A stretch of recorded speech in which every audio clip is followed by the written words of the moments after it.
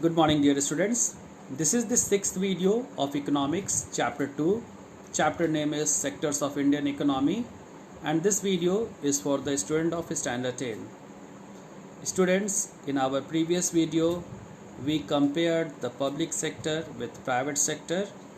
We read about the role and responsibilities of the public sector, that how public sectors are responsible for fulfilling the basic facilities and providing basic amenities to the people, and how it is impossible or not possible for the private sector. Many a time we have seen that private sector, a giant multinational private sectors, are also unable to do the same as public sectors are just doing, because one reason is behind that they are just doing that for their own interest, for their benefits or profits only. But public sectors are just able to collect the taxes from the people, and they are investing those taxes only in the infrastructure, in maintaining the infrastructure and facilitating the public facilities, which is not possible for the private investors or the private sector's people. Here in this video we will discuss about the problems of the Indian economy. One by one we will take a look that what are the problems our economy is facing. So you can see, first one is inflation. When the prices of the product will increase, or when survival become very hard or extreme, that condition is called inflation. That fueled by rising wages, property prices and food prices increased. Inflation in India is an increasing problem. Day by day we are facing this problem. Time to time government used to increase the prices of the petrol, diesel and other basic facilities or basic amenities. Inflation is currently between 6 to 7%. Second problem is there with the economy, that is poor educational standard. In our country we are having more number of people who can fluently speak English, but when we just see our literacy rate, so this is surprising that most of the people of our country, especially the women and especially the women of the rural areas, they are illiterate, they are not able to read and write.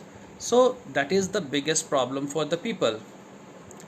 Next is the balance of payment decline. Poor infrastructure is also there.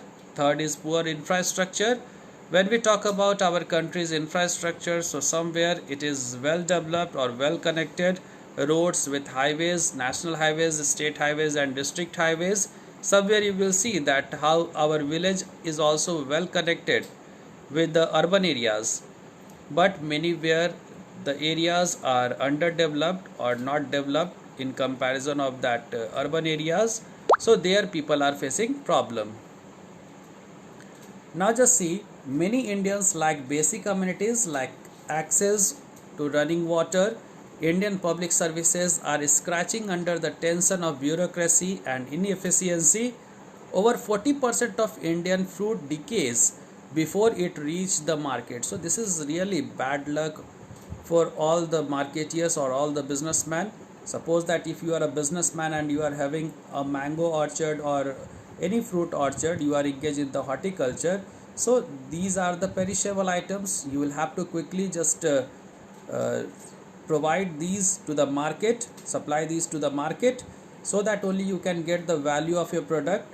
But in between, only because of the poor infrastructure, poor roads, poor highways or the roads, that is not enabling you to just maintain that.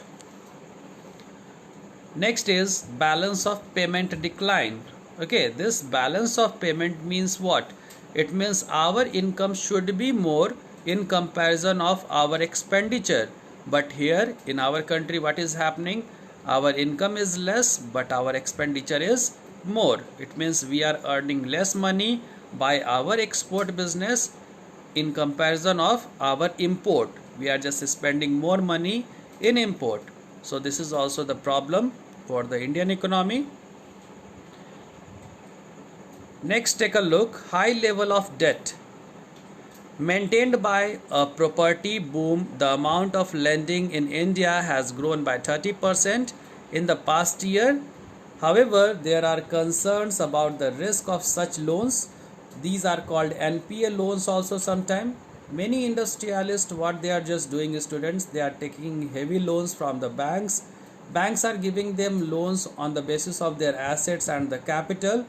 But after some time, what is happening? You have seen the case of the Vijay Mallya, how 9,000 crore, more than that, he just take from the bank, and then after that he just ran away. Okay, so this type of cases are increasing in our country. So high level of debt is the other problem. Next is inequality has risen rather than decreased. Okay, it is hoped that economic growth would help drag the Indian poor above the poverty line. However, so far economic growth has been highly uneven, benefiting the skilled and wealthy disproportionately. Many of India's rural poor are yet to receive any tangible benefits from the India's economic growth. More than 78 million homes do not have electricity. 33%, that is 268 million of the population, live on less than $1 per day.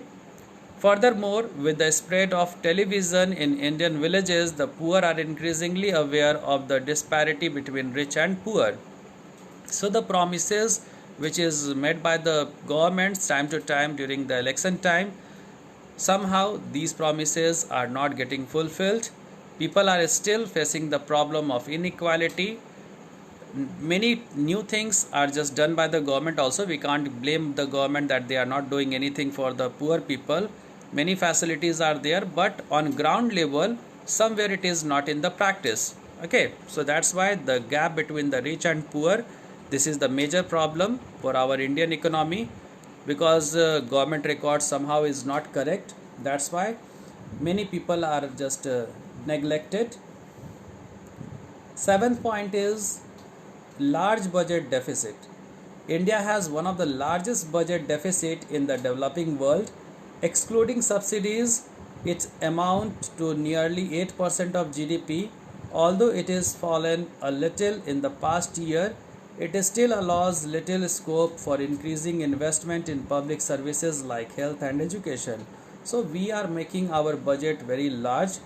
We just opened or widened our budget, so that we just face some problem where we just like this new NEP, new education policy, just promised that 6% will be invested of our GDP. Now when the act will be passed, then our government will spend 6% of the GDP on education. So government is promising, but how government will fulfill that, that is the major challenge. So large budget deficit are also creating the problem for the Indian economy. Rigid labor law, this is the next one. As an example, firms employing more than 100 people cannot fire workers without government permission. The effect of this is to discourage firms from expanding to over 100 people. It also discourages foreign investment.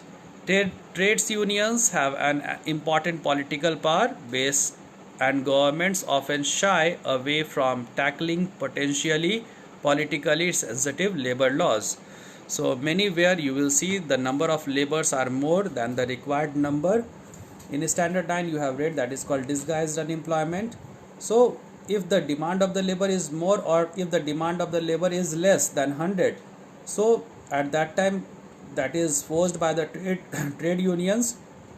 Company or firms, they themselves cannot just remove the person, otherwise they will have to face the strike of the worker or the other consequences. So rigid labor law is also problem. Somehow it is creating the problem for the Indian economy.